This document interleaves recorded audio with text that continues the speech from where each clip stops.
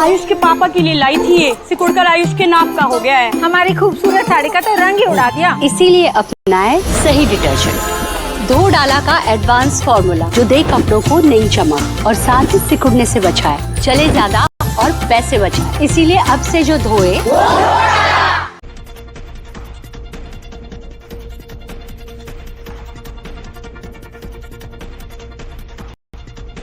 बहुत स्वागत है आपका आपके अपने पसंदीदा शो प्राइम एट 4 में। नमस्कार, आपके साथ मैं हूं दिनेश गौतम। आइए दिखाता हूं आपको क्या क्या है खास आज प्राइम एट 4 में। दिखाऊंगा आपको एक अनोखी खबर, इसे देखकर आप चौंकेंगे जरूर। कैसे एक ही पते पर रजिस्टर्ड हैं 269 मतदाता, 269 voters at one particular address.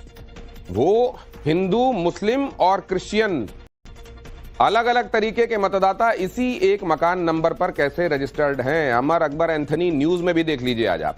इसके अलावा बिहार में बाढ़ के सितम की एक्सक्लूसिव तस्वीरें आपको दिखाऊंगा। यहां नवभारत संवाददाता ने गले तक पानी में उतरकर लोगों का हाल जानने की कोशिश की है, जरूर देखिएगा। पहाड़ पर जारी कुदरत के कहर का सितम भी आपको दिखाऊंगा। इसे देखने के बाद आप शिमला जैसे हिल स्टेशन पर जाने से पहले सोचेंगे जरूर।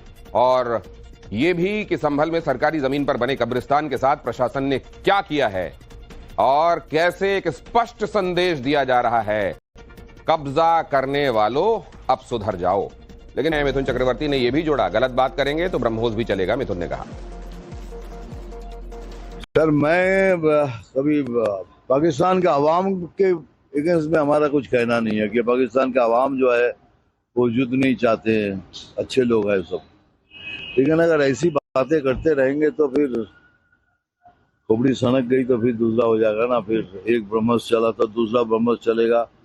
और अगर कुछ नहीं हुआ तो हम लोगों ने सोचा एक डैम बनाएंगे और 140 करोड़ आदमी उधर फिर डैम खोल देगा, कोई गोली नहीं चलेगी, सुनामी आ जाएगा। और अब तो वाकई पाकिस्तान को डरने की जरूरत है, क्योंकि मिथुन दा तो एक साइकिल से गोलियां रोक लेते हैं और आपको मालूम है उनका एक खास स्टाइल है जिसको लेकर वो आगे बढ़ते हैं। और आगे आपको पर संभल में अवैध कब्रिस्तान पर बुलडोजर एक्शन हुआ। सरकारी जमीन पर बना था कब्रिस्तान, भारी पुलिस फोर्स की मौजूदगी में हुआ एक्शन।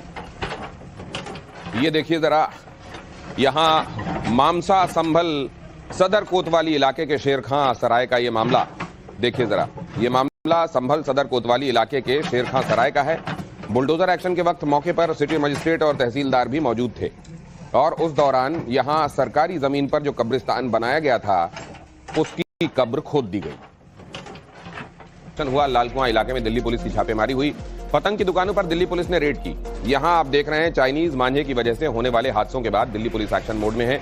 इसी के तहत दिल्ली पुलिस की टीम ने लाल कुआं इलाके में बड़ी पतंग मार्केट में छापेमारी की। आपको बता दूं कि साल 2022 में चाइनीज मांझे की चपेट में आने से 2 लोगों की मौत हो गई। इसी के साथ साल 2023 में 1 और 2024 में 3 लोगों को चाइनीज मांझे के चलते जान गंवानी पड़ी।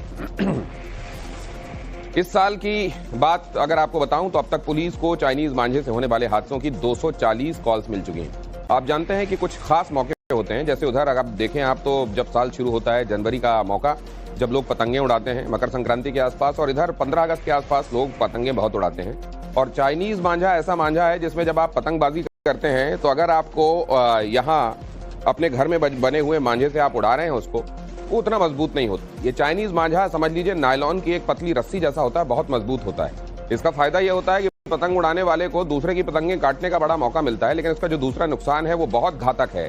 अगर ये पतला सा मांझा किसी जगह से, मान लीजिए किसी सड़क के पास कहीं पतंग फंस गई, वहां से अटका हुआ है, लटका हुआ है, और वहां से मान लीजिए कोई स्कूटी सवार गुजर रहा है, कोई तेज रफ्तार वाहन दूसरा गुजर रहा है जिसमें बॉडी एक्सपोज्ड है चलाने वाले की या बैठने वालों की, कई बार सीधे सीधे गर्दन धड़ से कटकर अलग हो गई है। कई बार पंछियों को, क्योंकि ये नजर नहीं आता, मांझा इतना बारीक होता है, पंछी इसमें फंसकर तड़प कर दम तोड़ देते हैं। ये चाइनीज मांझा बेहद खतरनाक है, लेकिन इसको बरतना लोग छोड़ नहीं रहे। चीनी मांझे को लेकर दिल्ली पुलिस इस वक्त पूरी तरीके से सख्ती बरतती हुई नजर आ रही है। इस वक्त हम दिल्ली की सबसे बड़ी पतंग मार्केट लाल कुआं में है, जहां पे आप देख सकते हैं कि तमाम पुलिस बल जो है वो यहां पर पतंगों की दुकानों के पास पहुंचे हैं और यहां पर चीनी मांझे की जो चीनी मांझा रखा है नहीं रखा उसका यहाँ पे चेक किया जा रहा है और पूरे दिशा निर्देश बताए जा रहे हैं कि किस तरीके से आपको मांझा बेचना है। क्योंकि अगर पिछले कुछ सालों की बात करें तो लगातार पिछले सालों में मांझे से होने वाली मौतों की संख्या काफी ज्यादा बढ़ रही थी और ना सिर्फ लोगों की बल्कि पक्षियों को भी काफी ज्यादा इस चीनी मांझे से नुकसान था, जिसके मद्देनजर इस बार दिल्ली पुलिस ने पूरा सख्त रुख इख्तियार करा है। और यहाँ पर लाल कुआं के अंदर आप एक दिल्ली पुलिस की लाइव रेड देख रहे हैं कि किस तरीके से दिल्ली पुलिस यहाँ पर बड़ी संख्या में पहुंची है और दुकानदारों से लगातार चेकिंग कर रही है और ये बात करने की कोशिश कर रहे हैं कि यहाँ पे चीनी मांझा रखा ही नहीं रखा, इस बात को पूरी तरीके से दिल्ली पुलिस देखने की कोशिश कर रही है। तो फिलहाल आप देख सकते हैं पतंग की दुकान पर खुद जो इलाके के एडिशनल SHO हैं वो यहाँ पहुंचे हैं और यहाँ पर रेड करते हुए नजर आ रहे हैं। बात करते हैं एक बार दुकानदार थे। क्या नाम है चाचा आपका? मेरा नाम मोहम्मद ताहिर। कितने साल से दुकान बेच रहे हैं? 30 साल से सर। 30 साल से। तो क्या चीनी मांझे को लेकर जो दिशा निर्देश दिए गए उसका पालन कर रहे हैं आप लोग? जी हाँ, बिल्कुल कर रहे हैं। हमने कभी नहीं बेचा। कभी नहीं बेचा। इस मार्केट में कोई चीनी मांझे जोन घोषित कर दिया गया। इस मामले में बड़ी लापरवाही पोल्ट्री फार्म मालिक की तरफ से देखने को मिली है, क्योंकि उसने सभी मुर्गियों को खुले में ही डिकम्पोज होने के लिए छोड़ दिया, जिसकी वजह से इलाके में हड़कंप का माहौल है। जहां 10 किलोमीटर तक सर्विलांस जोन घोषित किया गया है, तो वहीं जिला प्रशासन ने घटनास्थल से 2 किलोमीटर तक आवाजाही पर रोक लगा दी।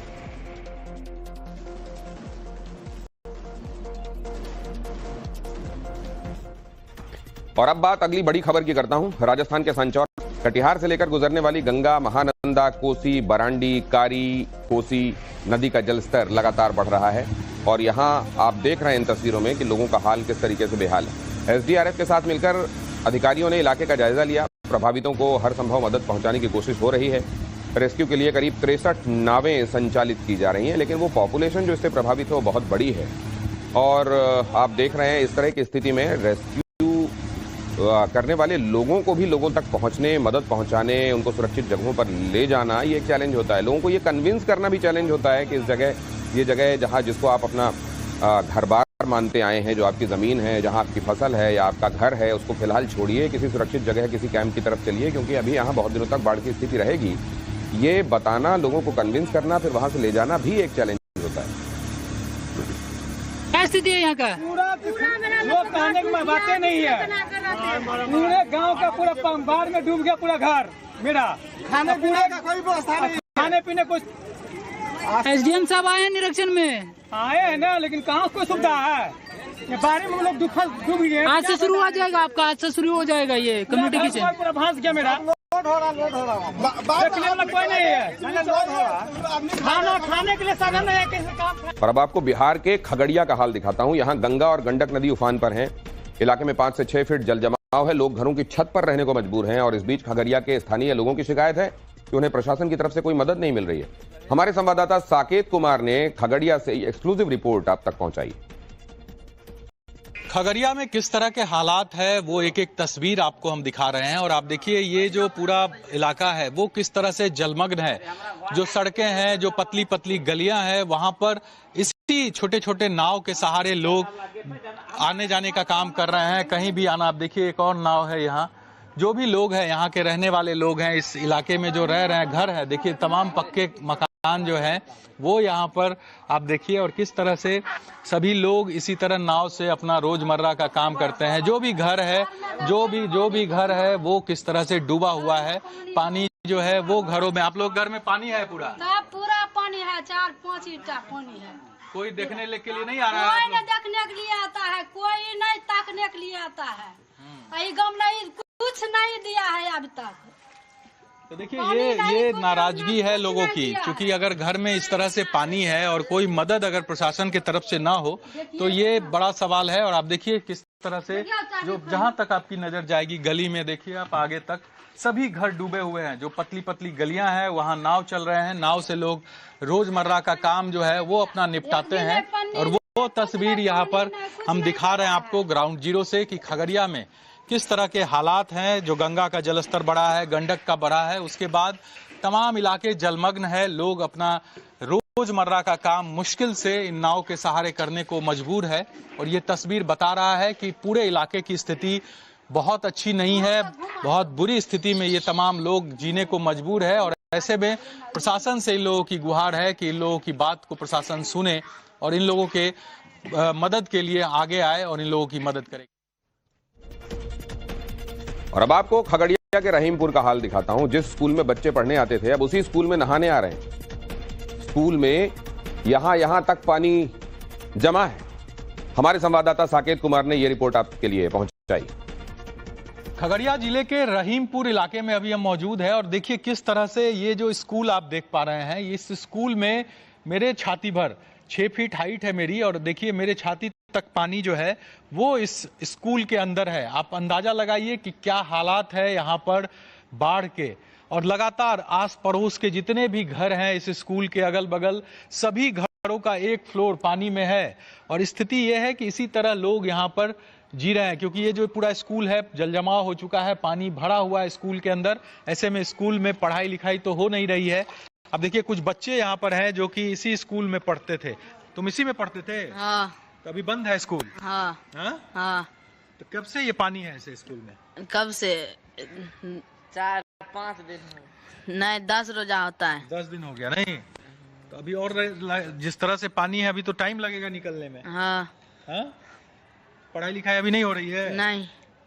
तो देखिए ये बच्चे हैं, अब स्कूल में पढ़ने आते थे, अब नहाने आ रहे हैं। यहाँ पर देखिए पानी में ये तमाम बच्चे यहाँ पर खेल रहे हैं, लेकिन स्थिति देखिए क्लासरूम जो है वो किस तरह से जलमग्न है। जो पहला फ्लोर है इस स्कूल का, वो पाया जो है स्कूल का जो पिलर है वो देखिए किस तरह से आधा से अधिक डूबा हुआ है।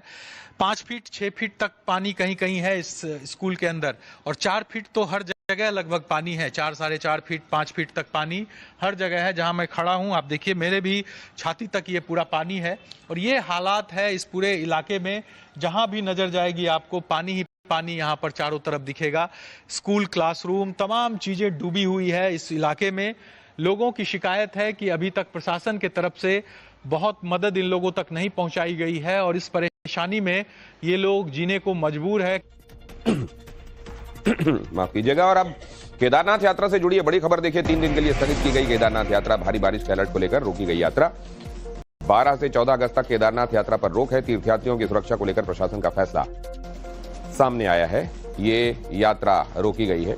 अभी बीच में कई बार ऐसी स्थितियां बनी हैं जब ये यात्रा रोकी गई, जहां पर भी जोखिम दिखाई दे रहा है, और ऐसा लग रहा है कि यहां से यात्रा का जारी रखना यात्रियों के लिए खतरनाक हो सकता है। आप जानते हैं यह मानसून का वक्त, और ऐसे में लैंडस्लाइड और जगह जगह इस तरह का जोखिम बना रहता है। सकरे रास्ते हैं, पहाड़ के बीच में से गुजरने वाले, पहाड़ के किनारे गुजरने वाले ऐसे रास्ते जहां कभी भी भूस्खलन हो जाता है और फिर आगे भी भूस्खलन होते रहने का खतरा बना रहता है।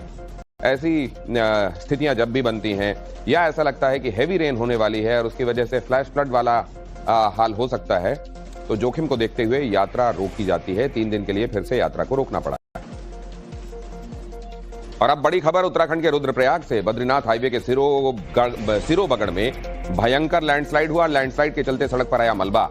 हाईवे पर मलबे के बीच फंसे कई वाहन। हाईवे बंद होने से दोनों तरफ गाड़ियों की लंबी कतार देखने को मिली। तस्वीरों में आप बर्बादी को साफ देख पाएंगे। सड़क पर चट्टानें बिखरी पड़ी हैं और कई गाड़ियां इस मलबे के बीच फंसी हुई हैं। बर्बादी का आलम ऐसा है कि हाईवे बंद होने से हाईवे के दोनों तरफ गाड़ियों की लंबी कतार देखने को मिल रही है। और अब आपको उत्तराखंड के चमोली की तस्वीरें भी दिखाता हूं। बद्रीनाथ राष्ट्रीय राजमार्ग पर मलबा आने से हाईवे पर गाड़ियों की लंबी कतारें। स्थितियां ऐसी बनी हुई हैं कि होटलों के बाहर तक मलबा बिखरा पड़ा है। हालांकि इस मलबे को हटाने के लिए युद्ध स्तर पर काम भी चल रहा है।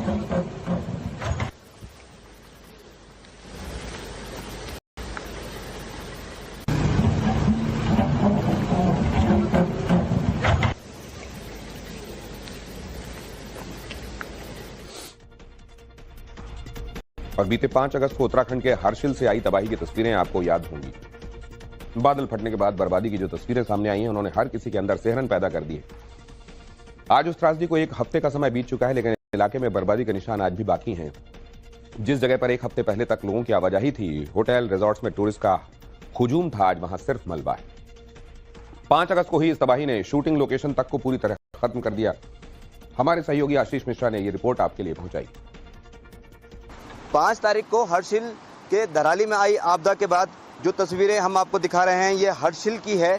जो ये हर्षिल थाना है, ये भी पूरी तरीके से मलबे की चपेट में आया है। आप देख सकते हैं जो इनके जो नीचे जो बेस रूम था उसमें पूरी तरीके से मलबा भर चुका है, और कहीं ना कहीं जो नदी है वो इसका कटाव कर रही है। जो थाना है वो भी काफ़ी खतरे की जद में है। ये जो थाना है ये देश का अंतिम थाना है, जो बॉर्डर एरिया का थाना है। इसके आगे कोई भी थाना नहीं लगता, ये अंतिम थाना है और इसकी महत्वपूर्ण जिम्मेदारियां हैं सीमाओं को लेके। इसके अलावा ये देख सकते हैं किस तरीके से ये पोल हैं, ये आपके तारे हैं, ये सब आपदा की भेंट चढ़ गया। ये इधर सामने की तरफ जो ये हल्के कॉटेज बने थे, और ये सब तबाह हो चुका है। और मेरे सामने आप देखें कि ये आर्मी का कैंप था।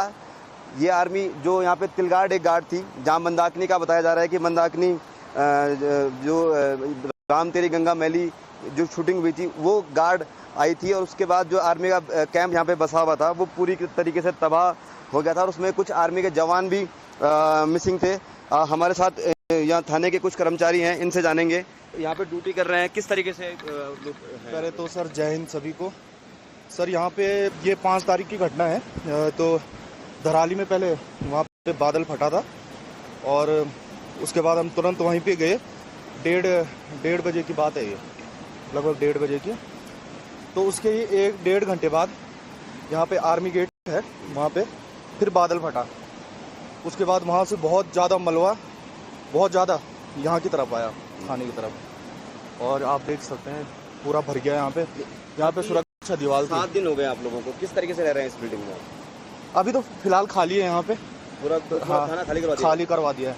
हम लोग यहाँ रह रहे हैं PWD गेस्ट हाउस में, और वहीं काफ़ी डर का माहौल है यहाँ पे, और कभी भी आप देख ही सकते हैं। बिल्कुल, क्योंकि हर्षिल के पास एक झील भी बनी है, वो भी कहीं ना कहीं लोगों के अंदर जो डर है उसको पैदा कर रही है।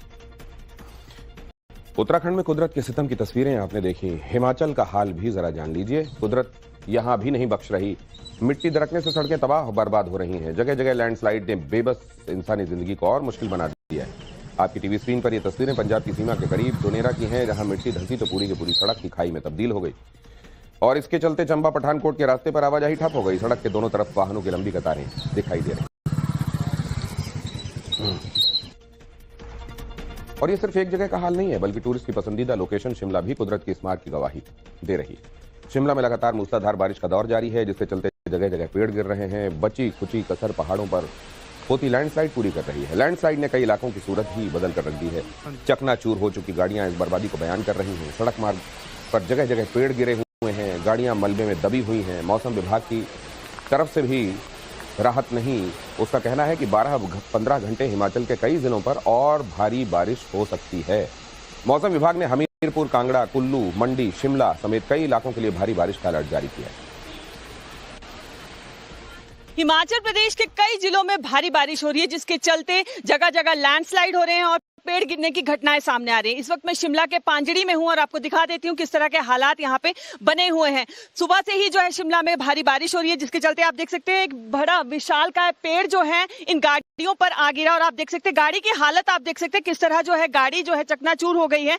और ये दोनों गाड़ियां जो है किस तरह के हालात, यहाँ पे गाड़ियों की हालत आप देख सकते हैं, पूरी तरह गाड़ी जो है वो चकनाचूर हो गया। और आप पेड़ देख सकते हैं कितना बड़ा जो विशाल का पेड़ है जो इन गाड़ियों पे आ गिरा। और ऐसे ही हालात हिमाचल प्रदेश के हर जिले में है। हिमाचल प्रदेश के चंबा की अगर हम बात करें तो वहां पर चलती बस पर जो है एक बड़ा पत्थर जो है गिरता है, और जिसकी वजह से पत्थर जो है अंदर गाड़ी के बस के अंदर गिर जाता है, जिसकी वजह से 2 यात्री जो है घायल हो जाते हैं। तो इस तरह के हालात हिमाचल में बने हुए हैं। आपको ये भी बताते हैं कि हिमाचल प्रदेश में जगह जगह जो है लैंडस्लाइड हो रहे हैं और पेड़ गिर रहे हैं। और मौसम विभाग की अगर हम बात करें तो हिमाचल प्रदेश में अगले 3 दिन के लिए हिमाचल प्रदेश के कई जिलों में ऑरेंज अलर्ट जारी किया है। ऐसे में एडवाइजरी जारी की गई है एडमिनिस्ट्रेशन द्वारा कि नदी नालों से दूर रहें और सतर्क रहें। पूनम शर्मा, टाइम्स ऑफ नव भारत, शिमला, हिमाचल प्रदेश। और अब अगली खबर, मशहूर कॉमेडियन कपिल शर्मा के दुबई कैफे में फायरिंग के बाद अब मुंबई में उनके घर की सुरक्षा बढ़ा दी गई है। साथ ही कपिल शर्मा के ऑफिस की भी सुरक्षा में इजाफा किया गया है। दुबई कैफे में फायरिंग के बाद बिश्नोई गैंग ने कपिल शर्मा के घर पर भी हमले की धमकी दी, जिसके बाद मुंबई पुलिस अलर्ट पर है। हमारे सहयोगी अतुल सिंह ने रिपोर्ट आपके लिए पहुंचाई।